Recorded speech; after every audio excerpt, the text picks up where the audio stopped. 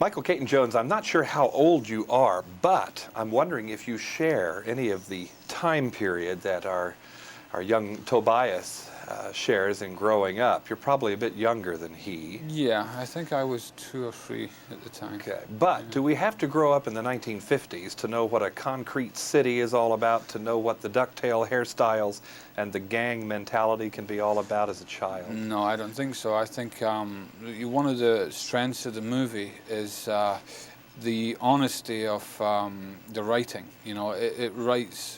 The book that it's based on is written very clearly and specifically about the emotional effect of being an adolescent, and it's so well written that it is almost exactly what it's like to be an adolescent today. You know, and that I think is really one of the strengths of the picture. Is that it reflects how it feels, and that translates to different places and to different time periods. It's always the same. Our press materials indicate that you regard this as a personal project. Yeah. Does that mean in Glasgow that maybe you had any similarities in your own? Yeah, I mean, basically for me, when I read the screenplay, I thought, oh my God, this is just like, I remember I had a paper round and I used to go to the Scouts and I used to play soccer, you know. In a suit that didn't fit too well? Yeah, everything like that. And I thought, wow, this is so, what I did was when I was shooting, I tried to dig deep into my store of personal memories and pull out images and feelings, you know, like one light bulb outside the Scout Hall and, you know, things like that. And once you bring stuff out of your own memory, the whole thing becomes very personal to you. May I share with you some personal feelings I had while I was watching the film?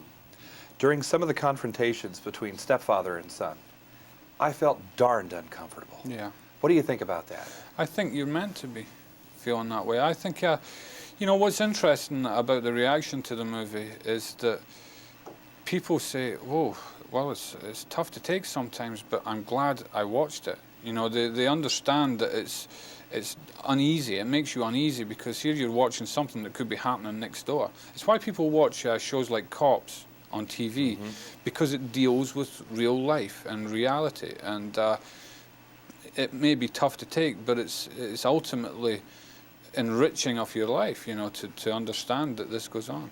It is so combative at times between De Niro and DiCaprio. Did you restrict that to a minimum of takes? It looked pretty rough. No, that's the illusion. They're great friends, these two. I mean, the difficult, they got banged and bruised quite a bit because you can't do that intensity of acting and fake it sometimes. So they would get, you know, roughed up a bit. But the truth is, you're very precise when you're shooting. When you're shooting, you're putting lots of little pieces together to make an effect. The whole scene is a different kettle of fish than when you're shooting it. You know, it's spread over a day or so.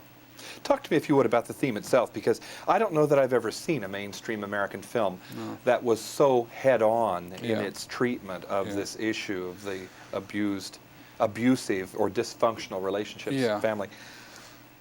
Wow. Does it make for box office, or does that matter? Of course it matters, but it will matters people to a come? certain extent. Well, you know, I think I think they will because it's a good movie. You know, I don't need to sell it because I've watched people watch it and they're completely taken by the film.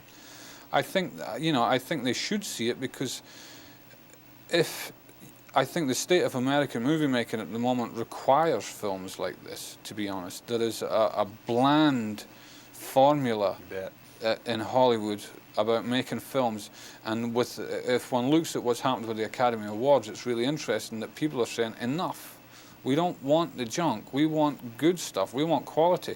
So I hope people come and see this film for its merits. And to maybe try a movie like this with a more facile resolution. Yes. Audiences might have said, no way, I don't buy that anymore. They would not have bought it if we had, you know, once you embark on a realistic journey, you can't cop out at the end. You can't make everything wonderful and, you know, they have a Budweiser moment and we're all happy and it's golden and it's beautiful.